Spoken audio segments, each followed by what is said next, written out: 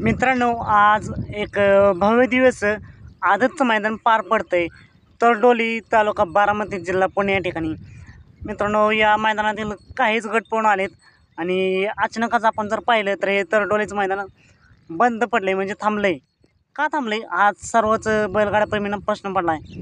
मित्रांनो, जर आपण पाहिलं तर एक अखिल बैलगाडा संघटना आहे जे की बैलगाडा असंच चालत राहावं, हा शेतकऱ्यांचा खेळ, जिव्हाळ्याचा खेळ असंच चालत राहावं, बंद पडू नये म्हणून ते अतोरात प्रयत्न करत आहेत. बैलगाडा संघटनेचे अध्यक्ष असतील, त्यानंतर सचिव असतील, सर्वच कार्यकर्ते. पण आपण जर पाहिलं तर गेले काही दिवस संघटना बंद पडली आणि तीच संघटना पुन्हा एकदा चालू व्हावी याचसाठी हे मैदान थांबवलं आहे मित्रांनो. आणि आत्ताच पिथ लेवल तुम्ही पाहू शकता, एस लेवल आहे. नक्कीच काय घडलं आहे, तुमचं मत काय आहे की संघटना चालू व्हायला पाहिजे का? आणि नक्की काय कारण असेल की संघटना थांबली या?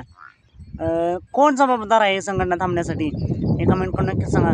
सर्वच बैलगाडा चालक असतील, मालक असतील, बैलगाडा प्रेमी असतील, यांना एकच विनंती आहे की सर्वजण एकत्र यावे आणि लवकरच बैलगाडा संघटना पुन्हा एकदा चालू व्हावी.